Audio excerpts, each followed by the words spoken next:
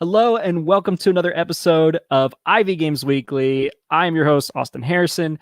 I am very, very excited to be talking about Bantam West today. However, I do have some bad news. Zach and his lovely beard are not here. We had to cannibalize some of our home studios to make the content weekend at Ivy's Mythic Mischief Library happen, and so Zach doesn't have a camera. So you're stuck with just little old me, but luckily I have a guest who has a really cool last name that I'm going to try to pronounce for you in a second. But before we get to that, we have to do our giveaway from last week. So we have our episode of Distilled. All right, so Distilled up to 375K. They are crushing it. We got to talk to I'm forgetting his name, Dave Beck. Dave Beck was an awesome conversation. Really cool guy. Came up with the game idea while he was doing a foreign study program right above a distillery or next to a distillery. It was a really, really cool episode. Just going to hear more about how that came about. Our giveaway was based on you saying something nice about the game, whether you wanted a drink added or just something that you're really excited about. If you can go ahead and comment more nice things today, that is how you are going to be put in a drawing for a Moonrakers Kickstarter exclusive edition, or really anything Moonrakers related that you may want if you already have that. So we're going to go ahead and do the giveaway for this. And I'm going to pick a winner. And Jeff Pennington Jr., really cool to hear the story behind this game. Sometimes I feel like KS games from first designers are half-baked ideas thrown together in spare time. I feel like Distilled is in the good hands and a safe back. Jeff, I completely agree with you. What a solid game. Gameplay put together. I heard some amazing things. And ironic that you said that because we're also talking to another first game creator this week, and I feel the same way about this game. So that's actually a great transition. Thanks there, Jeff. So we're going to be talking about Bantam West today, and I am going to bring in Ike and introduce him to you. Ike, thanks so much for coming on the show, man. Thanks for having me. I'm so excited for your game. Already above $200,000 as a first-time creator. That is bonkers, and you're not even halfway through your campaign, right? 19 days, if I remember correctly. That's incredible. I actually think this was right where Moonrakers was at about this much time left. So we're on a very similar funding trajectory. So I'm rooting for you to beat us, though. I think we got to 407,000. I think there's a shot you beat that. The last days are sometimes crazy. So I'm really we'll excited go for 410. Yeah, let's go. And then cut it off. All right.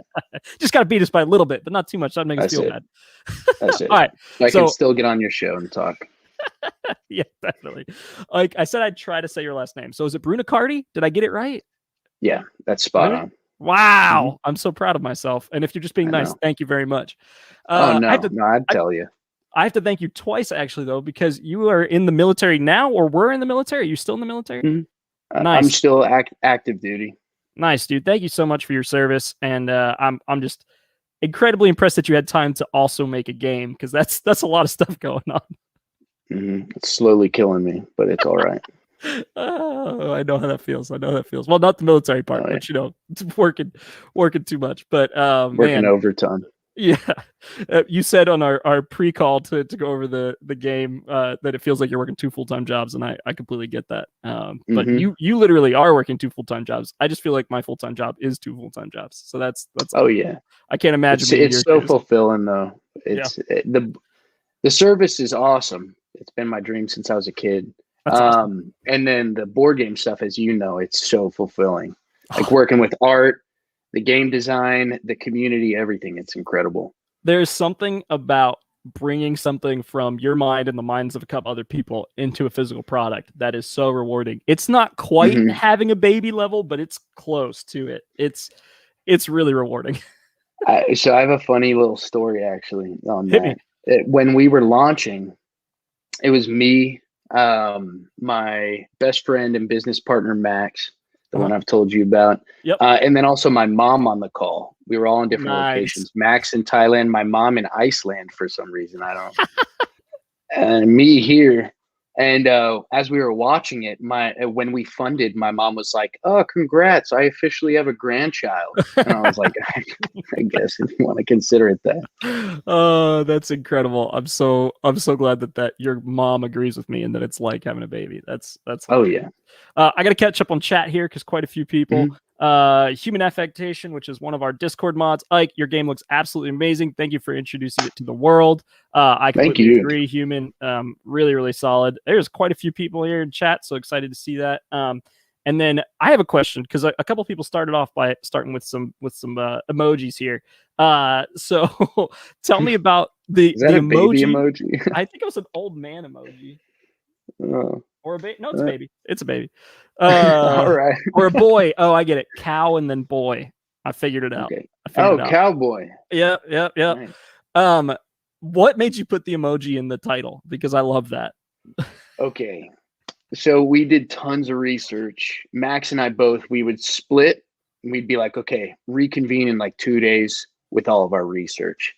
And Max actually came back and said, I noticed all these Kickstarters, even just looking at them, scrolling down the list, the ones with the emojis catch my eye. He was like, yeah, I don't know if that's really legal considering Apple owns the emojis, but they're doing it. So I doubt Apple's going to be mad about it. I mean, the funny thing is I covered another game the same day I covered this on Ivy Backed that also used an emoji, and it was like the swords, I think. And I was like, man, I need an emoji for our next game. This is brilliant because it does. It catches your eye just like as you're scrolling through. You're like, oh, there's an emoji. And I don't know. I thought it was really, really fun that you guys did that. Thank you. Anyway, finding the right emoji is tough though, because some of them you think are cool, and then someone's like, no, that's very violent. And you're like, how's an emoji violent? But okay. There's only a water pistol. That's as violent as you get. Yeah, that's funny. All right. So before we talk more about Bantam West, even though I'm very excited to talk about that, I want to learn more about you because it is my favorite part about doing the show is that you get to hear the story behind the games, and it just makes the game so much more rewarding for me. When I'm playing them, I'm like, I talked to these guys. This is so much fun that they had this idea for this. One of my best examples. I don't know if you remember when Hidden Leaders was on Kickstarter.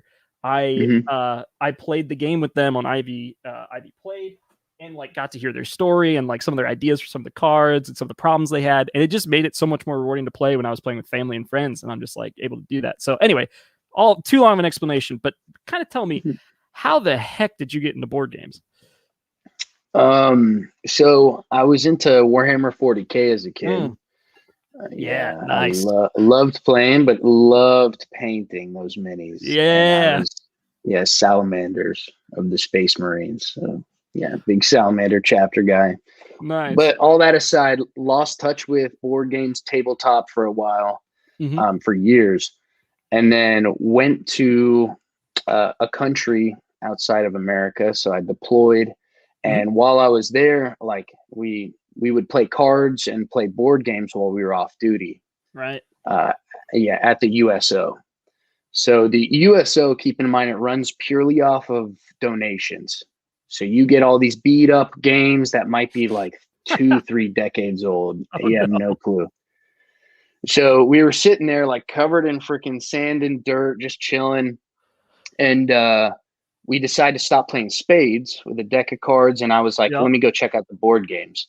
And me and my friend pulled an ancient copy of Catan off the shelf. Nice. And I had never seen Catan before. And I know this is so cliche. Everyone starts with Catan, but it was all dusty. It was like an Indiana Jones relic. And we literally like swept the dust off and blew on it a little bit, put it on the table. And I learned it real quick and taught everyone at the table because no one else wanted to read the rules. Totally. And that's typical. And we played it and we all fell in love with it. And that's like all we would play the rest of the time. And people, as we kept playing it week after week, more soldiers, more paratroopers would like gather around us and ask, hey, what is this? That's incredible. And it exploded. It was like, not literally. Yeah. Within our little group there, it was like all of a sudden everyone was taking up tables and we were playing Pandemic, all kinds of stuff. So. Man, that's so wonderful to hear. And also, I love how you said it's so cliche. Cliche is I'm in a dorm room in college and I picked up Catan. Not that I'm in, a deployed situation. So that's a much better story than what I would say. Because I have a very, like, my reintroduction to games was Catan in college. We have some Catan lovers in the chat. Sam McAdam, one of the owners of my company, is a Catan fanboy. Like, loves it to death. So, and I love your experience too. I had to learn the rules to teach everybody because no one wanted to read the rules, and it's like everybody every like serious gamer feels like they are that person for their game group almost always. It's such a that is more cliche than the rest of your story, which is hilarious. Oh yeah, still cliche man, though. Still cliche. one of our watchers said it sounds like Jumanji, and I completely agree, Sebastian. Like when he was talking about brushing it off and blowing it off, I was like, do not open that because you're going straight to Jumanji. But oh yeah, giant spider comes out or something. Yeah, totally. Oh man, that's fantastic to hear. And makes me think I should donate some games to the military. Like I gotta, if you have a link for that or something to throw my way, dude, I would love to send some Moonrakers games to some deployed places. That sounds like awesome. If I do want to plug that, I mean, it doesn't benefit me at all, but I do personally plan on donating to, two things. Like USO is great. And then also there's emergency relief fund for soldiers. You can look that up. And then, just, reaching out to anyone, who's in the military and maybe even sending them a care package that if they do deploy, that's like a blessing when you get that little box. So. Yeah, man. I'm so happy to plug that. Thanks for doing that. I'm going to look into that because we have some Kickstarter exclusive editions of Moonrakers, our first game, that we're never going to sell again. And we'd rather them be in some place where they're going to be played instead of, sitting in a warehouse. But we do a lot of giveaways like on the show, but I'd love to do that. That sounds like an awesome idea. All right, cool. So you were in the military, you're playing games while you're deployed. When did you start feeling like you wanted to make your own game? Almost right away. Like all we had outside of our actual work hours was time over there. So like I kept a journal and I'd doodle certain things and all that stuff. And then as soon as I got back and I was in the right, headspace, it was about 2 weeks after being back, I had this crazy dream.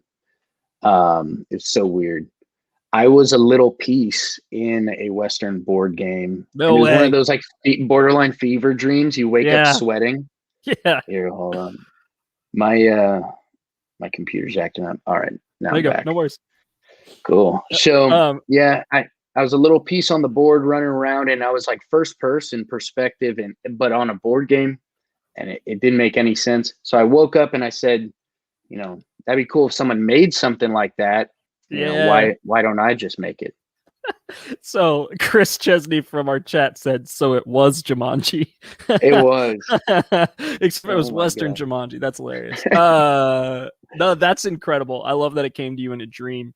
Why Western? Was it just that dream, or are you a big fan of Westerns?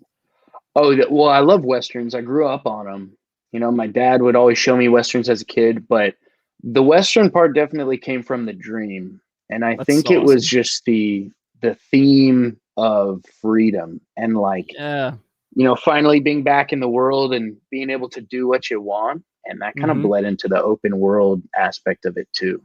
Yeah. I mean, open world is just, you kind of hit it on the head. Like it just gives you the freedom to make your own decisions. I run some Dungeons and Dragons games, and something called off rails. I don't know if you're familiar with the term, but it means that the players get to kind of decide the direction of the story. You don't have like a plan necessarily on how it's going to go.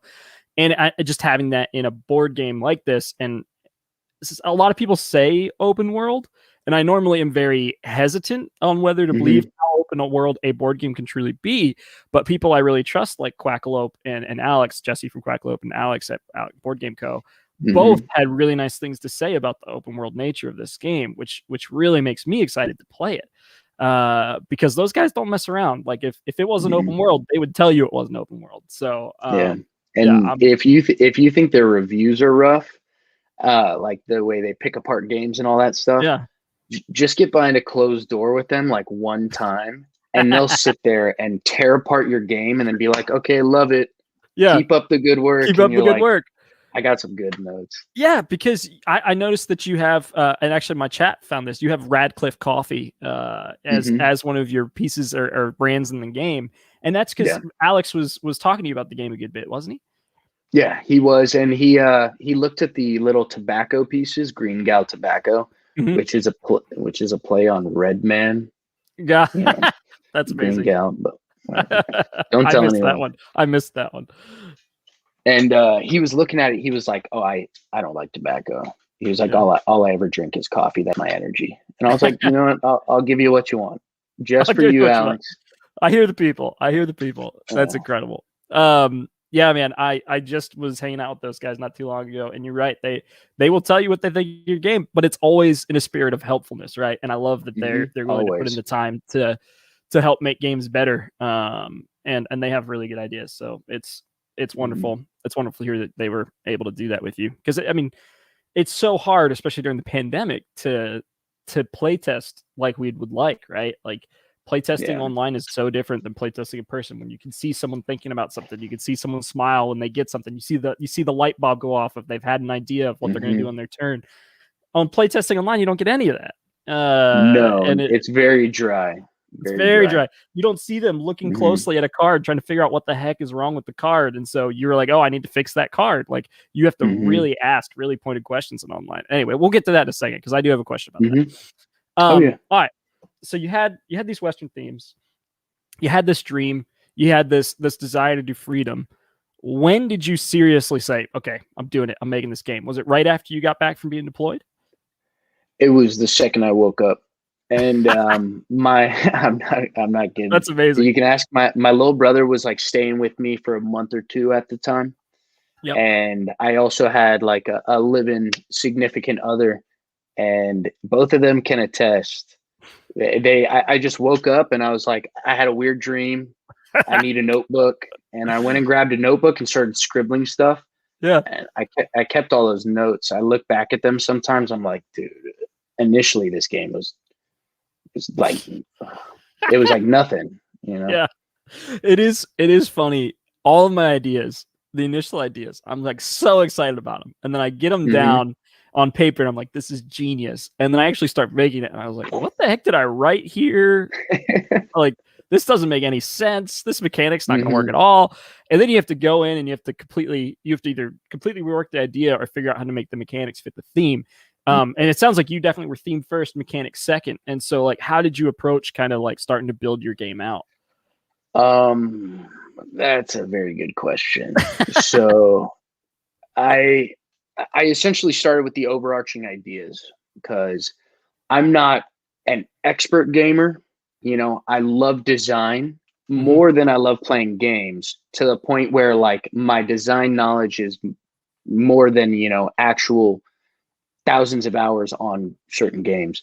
Right. So I didn't want to be limited by any conventional mechanics. And like you said, I started with theme, and I started with what I want the players to be able to do. And then I thought about, you know, what can you give the players to do that? Is it dice? Are you going to give them cards? Are you going to give them little trackers? Because as long as they can achieve those actions you want them to achieve, like, it doesn't really matter how you get there. So, man, what you just said, I don't know. Like I talked to a lot of designers, and I think that's a pretty unique way to approach it. Most people are like theme and then mechanics to kind of fit the theme. And like they're doing what you said, which is what you're thinking of is like, what do I want my players to be able to do? But I've never heard those words as kind of like the approach. Like what do I want the players to be able to do? And it goes back to your idea of freedom. Like you want them to have the freedom to do what they want. And I think that might be why you arrived at a unique, and based on what Alex and Jesse are saying, a unique open world system. Just makes me really excited to play it. Thank you. I'm excited for you to play it. Okay. So on my episode of Ivy Backed, where I covered a couple other Kickstarters and this, I said I had forgotten to watch the animation video. And in the comments, you're like, oh man, you got to go back and watch that. So I was like, all right, I got to make a mental note. I'm going to go back and watch that. I didn't remember until today, when I was like, told me I needed to watch this video. I better watch that before the show. So I got back on Kickstarter. I opened it up. I watched the video, and I was just like, how the frick did I miss this? I was like, I would have talked about this for like 10 minutes, which is a good thing, because I already went way over on your Kickstarter campaign. I think I covered 35 minutes of my hour and 10-minute show on just your Kickstarter. But people were getting antsy in the comments. They were like, hey, what about the other ones? They just know that I try to keep the episodes in an hour, and they're like, Austin, you have 10 minutes to cover the rest of the show.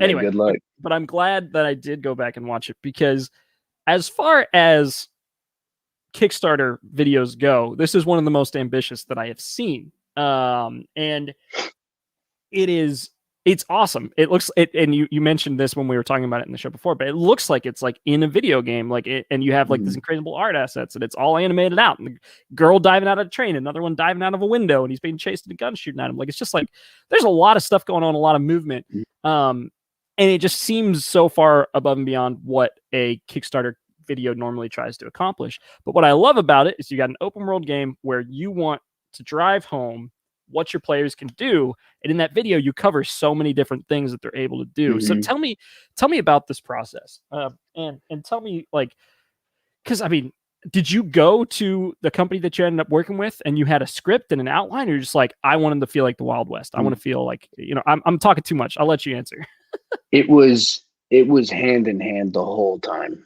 So they did all the legwork, 100%. I can't imagine the late hours they spent rendering all that stuff, and like it was long, painstakingly adjusting all the details of the animation, everything. But I wrote the script. I helped direct the music with their head composer, Gordon. So I like sat down with him on multiple occasions, was like, no, tweak this. It's got to sound ancient and this and this. Nice. So we worked with A Shell in the Pit hand in hand throughout the whole thing to dial it in exactly. And the three biggest things for it were, I wanted everything in the trailer to be possible in the game. Because I mean, even Call of Duty, I watched a Call of Duty trailer. They have hundreds of millions of dollars to make whatever they want. And they still make a trailer that over exaggerates what you can do in the It's like, you can't, I don't know. Some of the stuff in there, I was like, you literally can't do that in the game. So I wanted to avoid that at all costs. Oh man, that's such a good way to approach it. And man, like I'm just thinking about everything that happened in that trailer. I'm like, wow, this is really cool that you can do everything that's in the trailer in the game. Yeah. So also the whole trailers was made using in-game assets. So when you guys eventually, those who backed us, get our game, all the tiles are made with 3D artwork. And like what you see in the opening sequence, the town is the no shit, excuse my language. No, you're fine. It is the town on the actual tile, but they took the camera from the angle we took that original graphic at, and they moved the camera down into the town. Man, also all the people in the trailer are the minis in the game. That's incredible. I really picked a bad week for Zach to not have a camera, because I know he would love to talk about this, and the fact that you built your artwork in a way that could be used in the trailer. And the funny thing is that's something that we do as an animation studio. Like we have built assets out that can be used in an easy way in advertising and in their videos and things like that. And it's just like, I just don't expect that level of forethought from a first-time creator. And like, this is no shade on you, but like you're in the military, like you're not running advertising campaigns for massive companies. So it's wild that you were able to pull this off as a first-time creator. And I saw you also art directed. Was that skills that you developed for the game, or do you have experience art directing other parts in your life? No experience. None. You just developed it all for the game. How the heck does this game look so good, Ike? Because this doesn't make any sense to me. Because it's just like, I mean, people go to school for this for a long time, and I mean, I got to bring it back up on camera. It's just like, it feels too good for you to be doing this for your first time. Is what I said the entire time I was looking at this campaign on my episode of Ivy Back. So you should be extremely proud. Your whole team should be extremely proud of what you've been able to pull off. I gotta give credit where credit's due. My mom has great taste and great style, and like I always grew up going to wherever we'd visit on vacation. She'd take me to the museums and be like, look, and I'd be looking somewhere else in the gift shop. She's like, no, look. That's incredible. So, hey, well, it paid off. It did pay off. Oh, that's incredible, man. So tell me about how you guys went about art, because if it was all 3D assets that you used in the video and stuff like that, did you work with modelers? Did you work with concept artists? Like, how'd you guys get to the art that you're at now? So the art was from 5 or 6 like super talented art contractors, so outside of Bantam Planet proper. Yep. And I found them mostly on Board Game Geek or, like Jamie Stegmaier's little blog. Sometimes he occasionally posts like, hey, here's 100 graphic designers that are phenomenal. All Love that Jamie. stuff. That was exhausting. So reaching out to hundreds of artists and, so many of them are booked up, or they say, I can get to you in the year 2023. You're like, thanks, dude. But thanks, but no thanks. Thanks, but no thanks. So I found a few really solid guys who trusted me because I was nobody coming into it. And then after having worked with them, just like really working well with them and them working well with me and how demanding I can be, they're now ready to go for the second game, the third game. They want back in. So. Well, I want you to make a second and third game, so you better be working on something. I just want to expand the world. I don't care about money or anything. I just want to get this world going. Oh, you get addicted to making new worlds, man. It is a blast. A couple of comments or questions from the audience that I missed. Ryan Picklesimer. Sorry, Ryan, if I got that wrong. How do you feel about cooperative elements? How well would it work in Bantam? Are there cooperative elements in Bantam? Can you go on contracts together or something like that? So I'm pulling this up. This is straight from our Discord. We have a little private chat of like the most fervent dedicated backers, the dedicated backers who really want to get in and help develop. Yeah. So they've been spitballing. The game comes with 6 game modes, but they're mostly a progression of difficulty and adding modules as you go. Cool. All right, that's gonna be one of my later questions. I'm excited to touch on that. I'll get back to that whenever you touch on it. So they've been spitballing about putting actual game modes or varying scenarios with background and all that stuff and different win criteria other than just point based. And most of them are coming up with cooperative game modes. Like one of them was hung up in the gallows. You use your rider tokens and your riders, you put them on the gallows on the graveyard tile. Yeah. And like you have to do certain things and save them. And one gets hung every like 2 or 3 days. So you have to save X amount of them. The last train to Vizier or Hemlock, the capital city. Okay. You have to do a certain number of criteria before the train leaves the train station. Nice. So you got to like collect this stuff and get there. And you can do this cooperatively too, Yeah. Yeah. That's super fun. I'm excited to see what comes of that.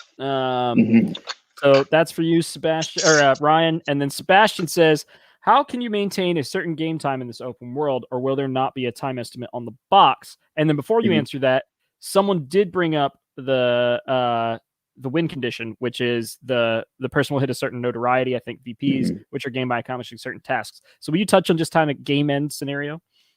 Absolutely. So what's nice about a highly modular game and like varied winning conditions is you can get this to the table and say, hey, let's sprint to 4 points. I bet I can beat you, and you and your friends sit down, set up the game in about 10, 15 minutes and play for 30 to 45 minutes, game to 4 points. Yeah. But then you can hit 4 points and look at each other and say, let's go to 10. Yeah. And you don't have to change anything about the game. You just keep playing. And you can really kind of adjust your play time based on how many points you got to win. So yeah, no, that's awesome because I mean, there's so many games where it's like, everyone's like, oh, well, I just got the thing I'd been going for. I just got my horse. I just got a new gun. Like I just got where I was trying to get and the game's over. I want to play more. And so sometimes it's like, well, the game's over. So we got to restart. And it's just like, even in, I have a Star Wars game called Outer Rim. I don't know if you played that, but like I often get to the end of that game and whoever I'm playing with is like, well, let's just play to like, cause there's like you can play like 14 or something like that and the game ends at 10. It's like, oh, let's just play to 14 and see how long it takes us. So, I mean, I love that you can do that. So that's great. Real fast, Dark Fox said, this art is art. That art is outstanding for an art director without any previous experience. Extremely well done. Even for an art director with previous experience. So thanks, Dark Fox. I agree. Yeah, really, really wonderful. And yeah, so I think we're caught up, except for they're joking about what your future games are. So Human Affectation says Bantam Imperium in the works, confirmed. I guess that's a sci-fi version would be my guess. So excited about that. All right, let me get back into my questions here. Yeah. All right. And this is one that you'd probably know is coming. I loved your personality test marketing idea. And I know that one of your partners worked with you on that, but it's something I'm going to steal if I can. I don't know if I have enough time before my Kickstarter to get it all done. So I hope you give me permission to steal it. Yes. But it was wonderful. Like, because it didn't just show off the game in the open world, but it showed off like the different play styles that the characters have. It gave people a fun, like, choose your own, like, this is how I'd react to this situation game to play. And then it had like an email gathering funnel at the end. It was just wonderful. I can't say enough good things about that little, I'm calling it a mini game, but little test, personality test. Where did that idea come from? How did it work out for you guys? Tell me all about that thing. It spurred from, so going all the way back to the rule book, when I was thinking of how to pick your characters, because it's a big point of contention for some people, but there's set characters for set classes, and there's only 4. It's not like you can interchange. Right. And there's reasons for that. But with it being so set, I was like, how do people pick their characters, you know? And so I said, let's make a, personality profile for each character, like EntJ, INTP, like all the actual real life personality profiles. Right. And so we applied that to the rule book. And if you read the rule book, there's a page where you read each one. It tells you their personality. Whoever in the room best suits that gets that character. And so then it's like their personality matches the characters, and it pours back into the gameplay style. Yeah, that's fun. And so you had all that ready to go. Yeah. Yeah. That's incredible. Exactly. Now, whose idea was it to put it online and have it be a marketing tool? Max 100%. Max is a tech guru. He's he's incredible with all that stuff. Dark Fox says Myers-Briggs for the win. Exactly. That's amazing. I'm pumped about that. I just like I went through it on Ivy Back real fast just to like see how long it was and stuff, and I was like, man, this is incredible. So I'm pumped. I'm pumped that you guys had that idea. One little bit of advice, because a lot of people didn't like this too much. So it's fine to keep that little email portal at the end, like throughout the pre-campaign marketing. Yep. Just to collect emails and like get the word out there. Yeah. The second it goes live on that Kickstarter, switch it. Just remove that email portal. Okay. So just like give it to them and let them play with it. Have fun with it. Yeah. I mean, what's amazing is you can even have that be like in your rule book, like when it delivers, and just be like, hey, if you want to pick your character, we have a link for this or a QR code or whatever. Like, go pick your character. So I'm gonna write that down. That's incredible.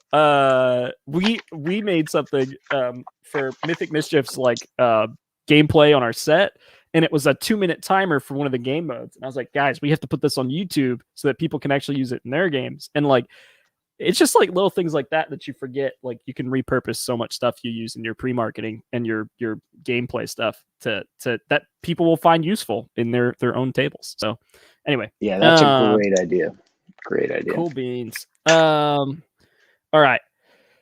So you touched on it just a couple seconds ago, and this is going to be a silly question that's just for my own curiosity.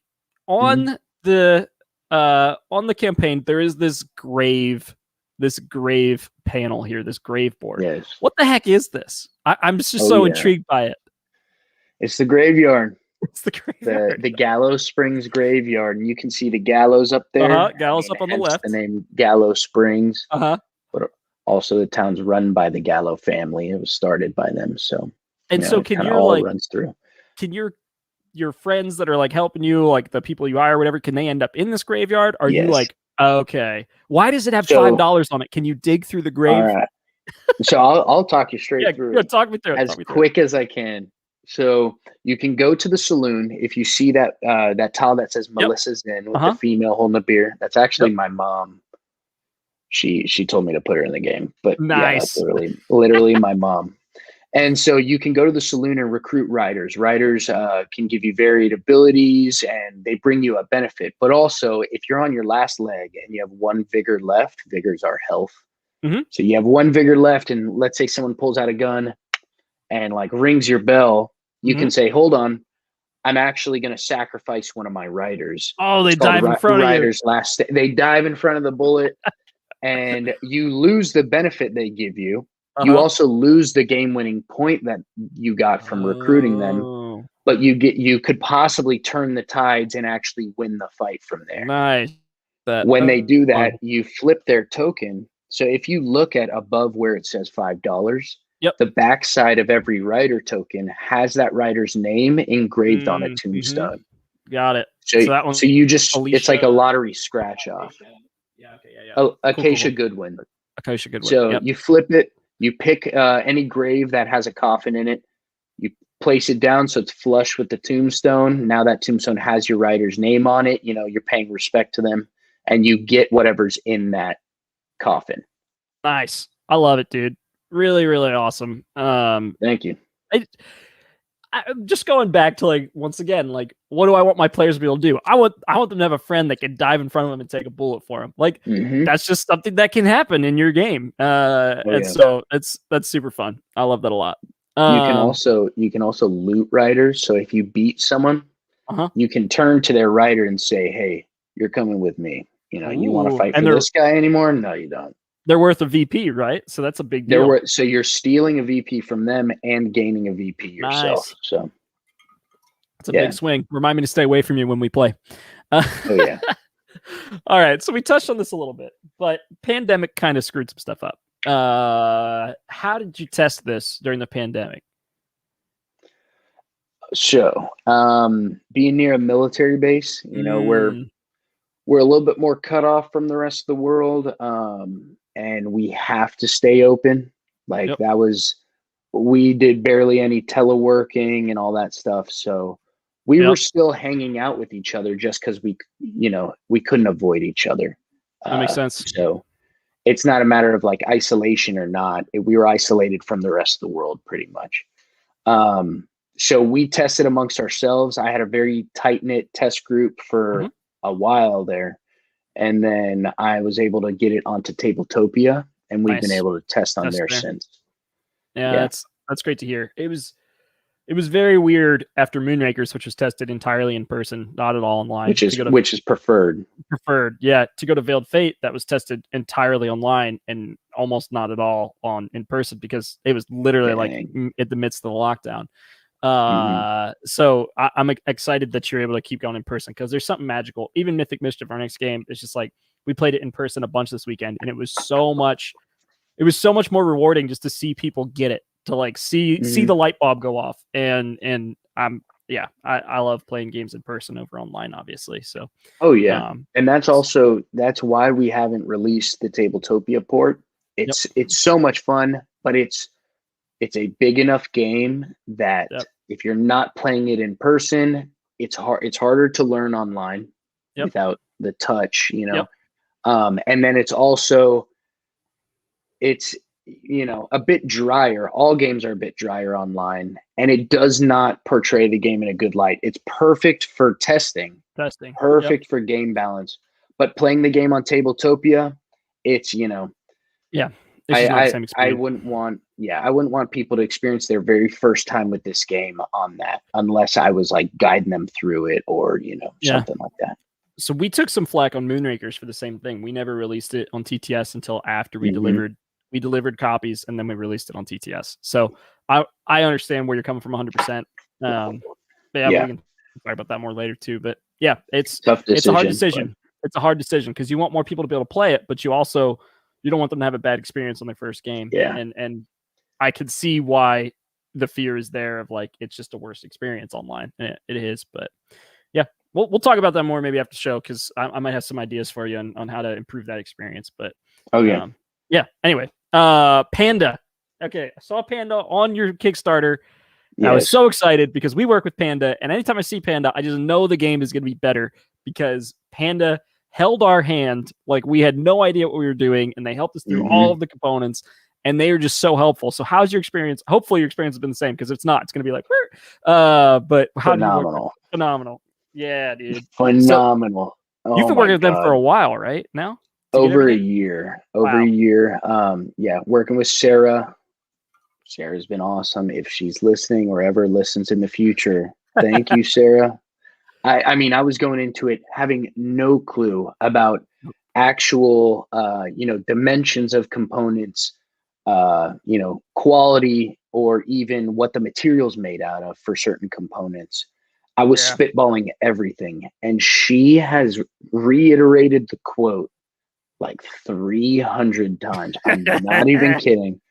I come back, she gives me a quote she's been working on for like a week straight, and I go, can we adjust this one thing or this thing and this thing too? And she's like, yeah, no problem. Never gave me flack for it ever. Yeah, they're incredible over there. I got to give a shout out to Steven, my account manager. They're really, really helpful people. They train their people really, really well. And perfectly. And as a company, they're very flexible and helpful. And so we've had a great experience working with them. So I was really excited. And their quality's great. Oh, their quality's off the charts. Yep. Yeah. Is the reason you initially went to them was from Jamie's blog? Because I know he plugs Panda a lot too. Yes, a little bit of that, but also just scouring all of Board Game Geek and just seeing, reading forums from other designers, but also forums from the consumer. Yeah. And the worst thing that can happen is you get a game and it's like missing 3 components and some of the components are chopped in half. And Narcotic, literally before we started talking about Panda, when we were talking about the last thing, commented, also you have Panda producing, so this will be awesome in person. So he knew right away. He knows. Aaron asked if I noticed that there's a good amount of diversity in the characters in the game. Was that a goal? And so I actually pulled that section up on your channel. I do see you have an equal number of male and female, which is always great. And then you've got a good amount of diversity there. Was that a very intentional thing, or did that just happen naturally? Very intentional, and great question, by the way, Aaron. But a very intentional design choice, because starting with a blank slate, anything is possible. So you really have to choose like carefully going along the way. And I just, being who I am, European, also part Jewish, like white male, and all this stuff. I feel like I grew up having a lot of characters and protagonists and heroes to look up to and identify with. And that's not the case for every person, Yeah. Yeah. No, a lot of people are, they're like lacking that No, you're good. A lot of people are lacking that growing up, or don't really have a big pool to choose from. So I wanted to make sure, kind of give something of the limit of 4 characters, give something most people can look at and look up to. Yeah, no, I love your reasoning behind that. Just because like everyone should have, someone they can look up to. And then also like when you're sitting down to play a game, it's great if it's more likely you have someone that looks like, or someone that can identify with a character at your table. So I love that approach to it. So nice work there. Thank you. Yeah, man. Sebastian said, it's funny that Panda as a manufacturer is probably the only name in the industry that me know by name. How do you as creators get other manufacturers to compare possibilities? So it's funny to say that, Sebastian. There are a lot of other manufacturers, and you get a lot of emails after your first game of like, hey, your next game should be with us. And you get a lot of quotes. But getting quotes is a lot of time, as I kind of just walked through on how much work he did with Panda. And so it's an investment to look for other quotes, because you have to provide all these different, like items and dimensions and qualities and all this other stuff. And there's also a good amount of trust that needs to be there in order to be like, can you take my baby and make it a reality? And so you can definitely find cheaper than Panda. But absolutely. At the end of the day, then you have a lot more units having to be replaced. You have a lot more sad backers when they get your game and the insert's completely messed up and all this other stuff. And so I personally have looked at other people and gotten other quotes, and the prices have not been that different. And Panda's experience has just been so much better. So how come we do not know more manufacturers' names as that promotion? It's actually a little bit of promotion. They do go to cons as like Panda as a booth. So a little bit of that, but it's also just like they inspire love in their customers. Brand.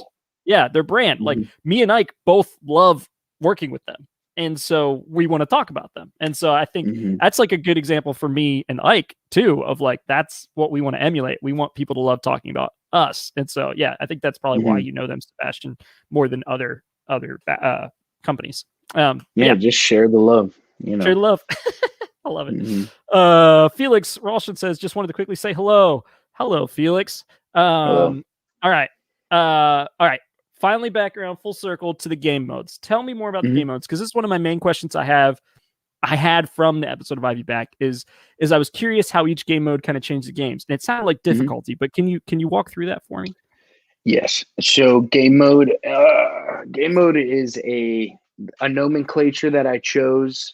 I'll admit it's not necessarily the best representation of what they actually are, Okay. because it's more so difficulties, but the game is changing as you're increasing. More modules and more modules are added on. Right. And this whole idea was birthed from, we were developing the game and adding more. The game was growing, adding more. And it got to a point where if someone sat down and wanted to play the game for the first time ever, all the concepts were easy to grab, but there were so many of them. You sit there, you're like, oh, and this. Oh, and this. And you want to keep this in mind for your strategy. And so I realized, like, to teach someone the game, you have to incrementally bring them in. Right. So that they can form their own strategy using everything on the board. All right. So I love this, because if you think of an open world video game, it teaches you the same way. Like I'm thinking of like Assassin's Creed. It's like suddenly I get like a new tool or a new thing that lets me access a new area or something. Yeah. And it has to teach you incrementally, because there's just so much you can do. And once again, that kind of just like it had a little like thing in the back of my mind. It was like, yep, this is going to be a great open world experience, because it just reminded me of that, where it's like there's too much to figure out in your first turn. No one wants to sit down and learn a game for 2 hours to play it for an hour. Nope. And so you're easing people into it, and I love that. So it makes sense.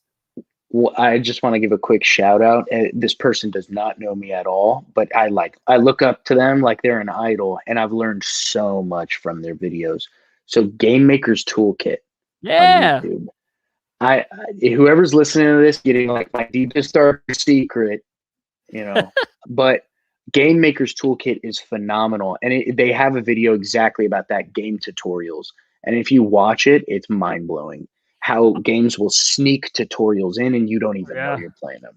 Yep. Yeah. I have the Game Maker's Toolkit box right over there, so that's awesome. So, no way, dude! I'm giving you a little virtual high five. Yeah. Oh man, it's a great organization. If you ever want to make a game, go check that out for sure. Brilliant. So yeah, you gotta get on people. That. Yeah, that's awesome, man. All right. Mark Brown. I see Dark Fox shouting him out in the comments. Yeah. Cool. All right. So it makes sense. Another thing that I think I talked about your game positively for like 34 of the 35 minutes that I talked about it, but the two negative things I said were about the game modes, but now I understand that, and it sounds awesome. I'm glad you have that. And the second one was that I didn't understand the way you broke out your stretch goals, but now I do. And because you were in the comments, you helped me figure it out. And I'm really a big fan. You broke it out by quality improvements, and then it was game additions, and then like big items. And by the way, I'm going to be rooting hard for this to get 350K, because I want that fifth player. So we're pushing for it. For that. Yeah. And I mean, you got 19 days left, and you're already more than halfway. And the kind of rule of thumb is a third in the first 2 days, a third in the middle, and a third in the last 2 days. And so you could 100% easily break 350K. And I'm going to be messaging my Discord and be like, hey guys, I really want a fifth player expansion for this game, so please go back this game. But anyway, give him a little nudge. Yeah. So tell me about the process of kind of deciding to do it that way. Like what I think we a little bit before the call we were just talking about how difficult some stretch goals are to achieve. So you want to talk about the process of choosing stretch goals and how you guys lined it up? So one of the craziest stretch goals that I thought I was going to get a lot of flack for, but it happened so quickly, I don't think people really noticed. Minis were not in the game. They're not at an extra cost or anything, but they were not in the game until 100K. Oh, I'm going to go look. Yeah. Oh, there it is. Yeah. So thank God we unlocked that, because I wanted those gorgeous sculpts like in my own game when I get a copy, production copy. But yeah, the minis and a custom molded plastic tray for all the components was 100K. And so all the stretch goals were based on just doing math and figuring out how much we can actually afford, with at such a low quantity of production. So like pushing for 2,000, 3,000 copies of the game made. That's a lot more expensive than games that are selling 10,000, 15,000, 20,000 copies. Yeah. It's like exponentially more expensive. So, oh yeah. Well, I wanted to put as much money as possible right in the beginning to like tactile things that make the experience more enjoyable. Not necessarily more cards or, more weapons, but like, wow, look at these dual layer player boards, or like these cards are, the core is so thick, they're snappy and they don't bend. Yeah, dude. I'm pumped that you hit these goals because Me like too. dual layer player boards are so much better of an experience. Necessary. I love the UV spot on the box so I can like shine it in the light. It just looks so nice and it feels nice. Linen finish on the cards and the board, better dice. It's so nice to see games get upgraded as they go. And it's funny because like on Moonrakers we didn't do any stretch goals. And we stand by that. We just put them all in the game from the get-go. And but there's something really fun about seeing a game get better as it goes, right? It's just like it's so rewarding to kind of like be like, oh man, I know that this game would have been fun before, but now it's going to be fun and feel good or look good. And then you get to the silver tier and you're adding new stuff. Can you kind of talk about the new stuff that you're working towards right now? Oh yeah, absolutely. So I mean, new event cards, new weapons, cultists as like an enemy, because every single tile in the game, it's all modular. So every single tile has two sides. One is a daytime side. You flip it and the whole board turns to night. All the shops in town are lit up and everything. When you flip it to nighttime, the cultists come out. Ooh, I saw in your video. Yeah. In the video that I watched, that there's like that silvery skull thing, and the cultists are sneaking up on the character. Yeah, I love it. Good stuff. And then, like I said, new weapons, new events. We just added Heist and Contraband expansion, which is just these, little cardboard 2-inch by 2-inch tiles, and you lay them on top of the town, and it adds new rules to the game, which is jailbreak and bank robbery, a bank heist, and a new boss. So nice. That's awesome. Your next one that you're working towards is a German localized version. Yes. I don't quite understand how much work it is to add a language to a game. And so I just want, in your favor, to talk about how cool it is that you're adding this as a stretch goal, because that's like a whole new round of translations, which costs a ton of money. A whole new round of design, because you have to put all those languages into everything in the game, every card, every booklet, everything. And then you have to have a separate production run, and you have to re-upload all those things and then get them to do all the stuff. Like, it is a massive undertaking to do an extra language. And people just don't understand. They're like, yeah, just translate the text and put it in the stuff. It's like, you don't understand that that's an entire different production line, entirely different production logistics mess. It's like, how's that? It's so like hard? Making an entirely new game, essentially. It really is. It's a ton of work. And so I'm pumped that you guys are willing to do that. Especially as a first-time campaign, it can be super hard, but you guys are definitely getting to a place where you can start looking at doing stuff like that because the funding's been so good. So I'm hoping you blow way past that goal. I saw that in the gold tier, there's a French version, and then what I mentioned before, the 350K 5th character added to the game. And yeah, I see that you have more stretch goals after that, so I just wanted to keep going. I want it to keep going. It's going to be wonderful. All right, I'll keep explaining as long as hit me. All right. So enemy upgrade pack. Awesome. Oh my, I really hope we hit this, not for the sake of cash, but I want to play with those little freaking minis. So like one of them, they're getting minis. Yes. Right now, all the enemy tokens are just cardboard chits. CHIT, not SHIT. Yeah, I got you. Cardboard chits. They're little 25 millimeter tokens.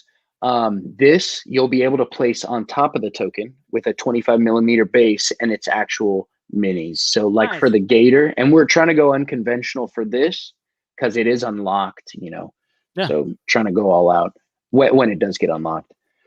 The gator, for example, is going to be on a base, and it's going to have half of the base is like a water texture and half the base is land, because it's not wide enough to fit the whole gator. Make it the same scale as the players. Though. The gator will be coming out of the water.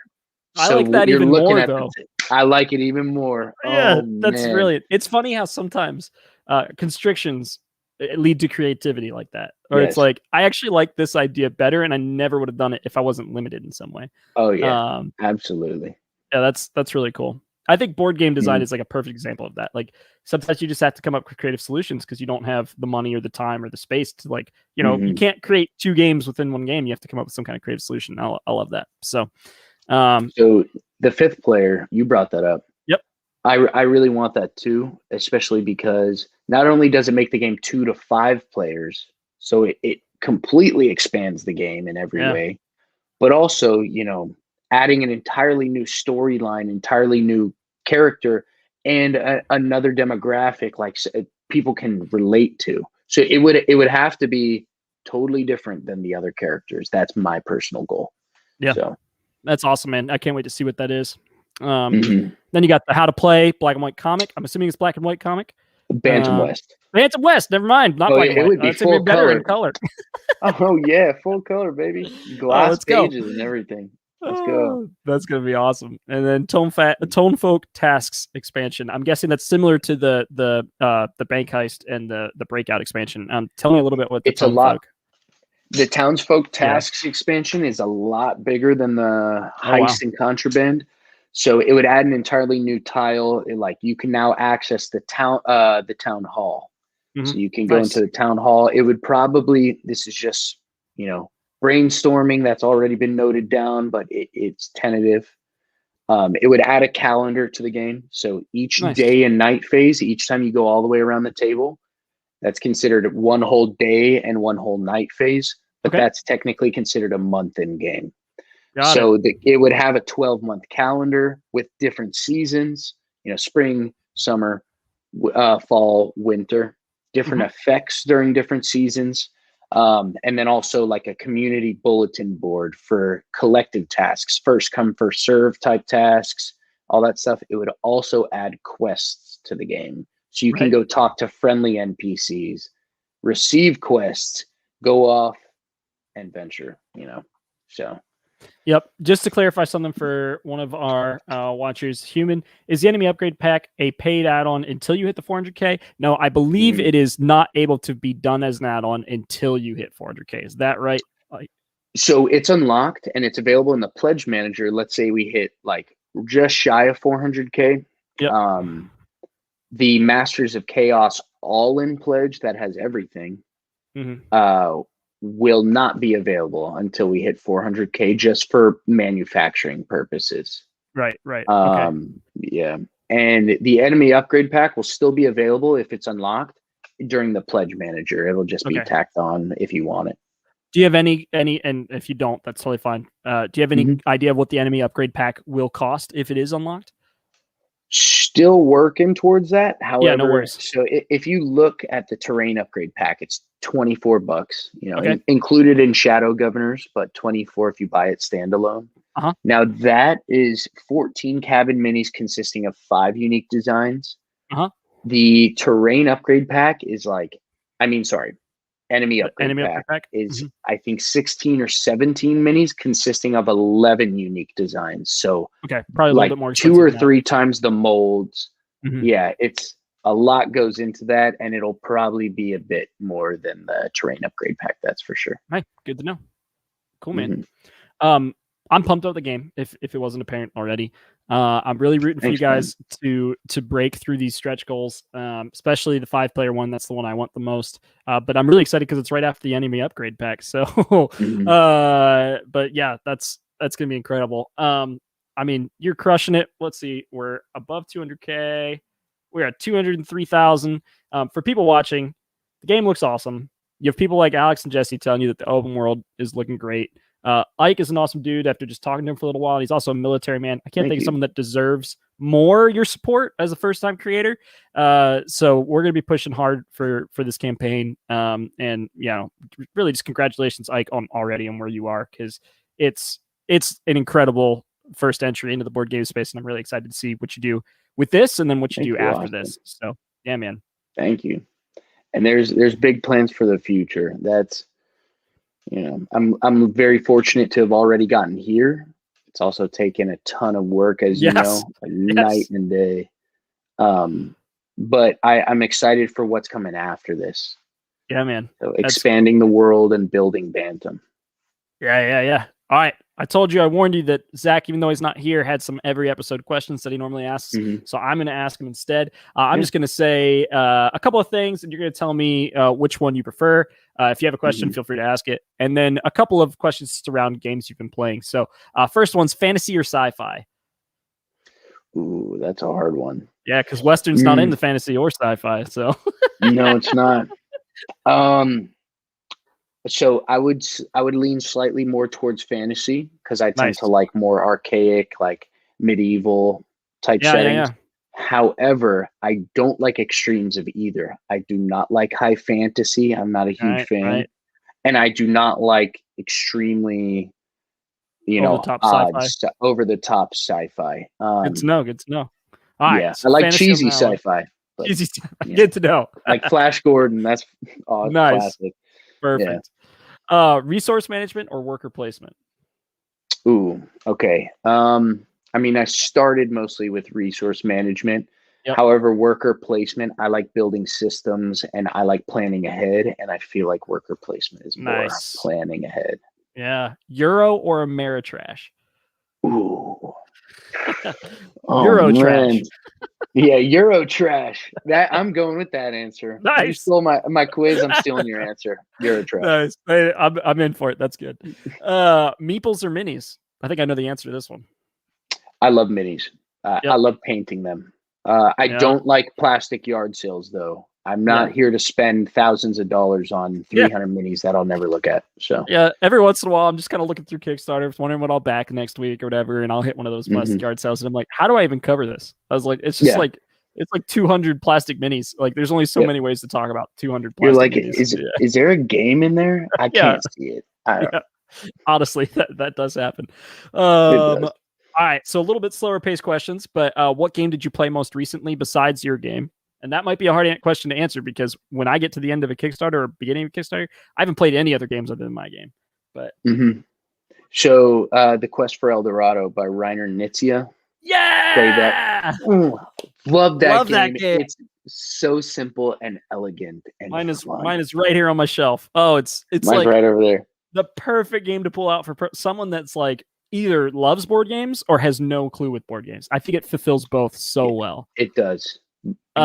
Beautiful design. Good job, Reiner. Yep. Wonderful. All right. What game are you going to? This is like a shelf of shame question. Like, what game have you gotten, but you haven't gotten to play yet, but you're really excited about? Oh, I got Doom sitting in a closet, like Doom the board game. Yeah. So I've played Arkham Horror, the living card game, and that was awesome. I set up Arkham Horror Original, and I was like reading through the rules, and it was a late night, and there was at least 3 glasses of scotch on the table, and my friends were like, "Dude, over it, not playing this. Let's go do something cool." Yep. So I'm shameful of that. I want to play that very badly, especially because the card game was great. Yeah. That's awesome. All right, last question. What game is currently at the top of your top 10 list? Or another way to ask this would be, what is your favorite game? Ooh, that's a hard one. Also hard question. Yeah. So I know I'm designing a sprawling, adventure game. I also very much enjoy simple games. Very, very simple games too. Oink games. Startups is so fun. I don't know if you've ever seen it or played it. It's from Oink Games, is a Japanese game publisher. They publish like these super cute tiny boxes. Okay. Startups is I can bring that to the bar and pull it out, and people are like, "Oh, you brought Startups. Let's play." Nice. Very fun game. Yeah. And then I know I'm going back to the same thing, but The Quest for El Dorado is one of my favorites of all time. It's up there. It's in my top 10 for sure. Yep. Definitely. We agree on games a lot. We're gonna have fun in the future at cons or whatever playing games. I'm looking forward Nashville. To that. Yeah, dude, come to Nashville. Let's do it. Yeah. Let's do it. So there's some support for El Dorado in the chat. Human said that this is his 5th time that game has been referenced in the last week. I guess I should check it out. Yes, you should. Robert says you should always check out Kinesia. I can never say his Nitsya. Nitsya, thank you. I'm gonna get flack for that from Robert in our Discord because I love him too, but he's gonna be like, you don't even know how to say his name, you can't say you love him. Anyway, some thanks from people talking to just thanking you for coming on the show, and just thank you for sharing more about the game. And then yeah, same from Dark Fox. Thanks for creating this, Ike. Love your story and excited for your future in board games. And then the final question that we will have from chat before we run things or let things go is Sebastian says, any other dreams you woke up to for the next game? I'm so glad you asked that. I've been looking at that comment for the last like 10, 15 minutes. Yeah. Yeah, Sebastian, great question. And also, absolutely. So I'll drop you a hint. If you look at the world map, so in the advanced technical manual that you can look at on our Kickstarter right now, in the very back of it is a map of Midland, which is one of the continents that we've fully fleshed out. Bantam West only takes place, if here's the whole map, Bantam West takes place in about this big little section of the map. And, you know, wherever your eyes go, that very well could be the next game. So fun. I love that you're building up this world in the same world for your game. So that's going to be really fun to explore. So thanks so much for coming on the show. Really, really glad that we got to meet. And like I've said 1,000 times at this point, really excited for Bantam West. So thank you for creating it. Thank you, Austin. And thanks for doing everything you do. This was so much fun. I'm glad you came on, man. Thanks for watching, everybody. To be eligible for a Moonrakers Kickstarter edition or for something Moonraker that you also want, like the little ship minis or anything else, I want you to get on our comments after the show is over on the YouTube video and start talking about something that you're excited about for Bantam West. For me, I think I'm just most excited for the open world concept. I think it's going to be really, really fun to play with some dudes over some drinks and just hang out. And yeah, I think it's going to be a blast. So make a comment. It has to do something with Bantam West. That's your criteria for being in the giveaway is to have it related to Bantam West, something you're excited about. So we'll see you next week on Ivy Games Weekly. It's been a blast having you here, Ike. And yeah, thanks so much for coming on the show. Thank you. Bye, everybody. Appreciate you all. Bye.